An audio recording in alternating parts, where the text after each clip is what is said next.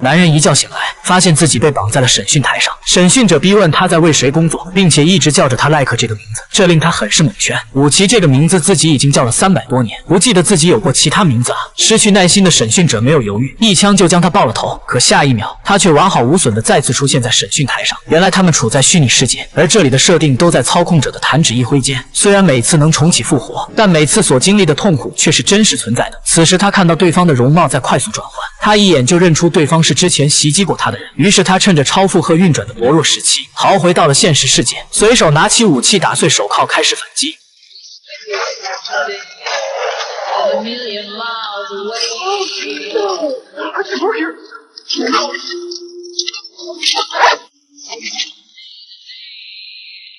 仅仅几秒钟，所有小塔拉咪就被团灭了。临走前，他还不忘带走审讯者的皮质盘。回到旅馆，他很快就捋顺出了答案。审讯者所说的赖可，应该就是这具身体的原主人吧？而女警安娜无缘无故的接近自己，其中也必定有她的原因。于是武奇用刀顶住自己的肉身，逼迫安娜说出真相。其实这副身体的原主人的确是叫赖可，而且是名警察，同时也是安娜的未婚夫。之前在办案中被人诬陷，因此失去了身体。然后这具身体又被富豪指定给了武奇，替他调查自己被谋杀的案子。很明显，赖克的诬陷案富豪是脱不了干系的。随后武奇去了云中府邸找富豪对峙，恰好富豪不在，是富婆接待的他。富婆出双倍的价钱，让武奇停止追查富豪被杀的案子，结果被武奇一口回绝。没办法，富婆说出了原因，案发当晚是富豪自己扣动了扳机自杀的，甚至当天他也没有去日本谈生意，而是去了地下格斗场看比赛。武奇在格斗场的监控录像里，果真看到富豪酒后在和人打架。那当天去日本谈生意的又是谁呢？根据这一线索，武奇和安娜很快就找到了冒充的人，那正是富豪的儿子。在他的密室里找到了富豪的克隆肉身。富豪的遗嘱是，如果自己意外死亡，那么亲属将1分钱遗产都分不到。但假设儿子杀了老子，在冒充他活着，那遗嘱就不是问题了。武奇将查到的东西告诉了富豪。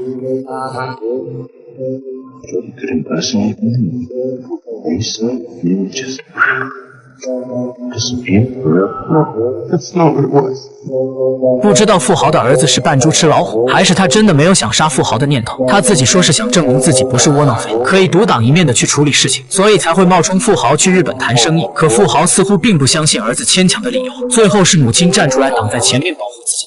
富豪突然转身砸向儿子私藏的克隆体，一方面是想借此举动震慑自己的，另一方面是告诉在场的众人此事到此为止。发泄完后，他解除了与武奇的雇佣关系，因为再这样查下去，指不定还会查出什么样的事儿。与此同时，安娜继续暗中调查未婚夫当年的诬陷案，而现在唯一的线索就是武奇带回来的那个审讯者的皮质盘。安娜将皮质盘插入一个小混混的肉身，希望能问出有用的东西。可当他们进入电梯后，在外面的武奇突然看到了可怕的幽灵尸体。我追着。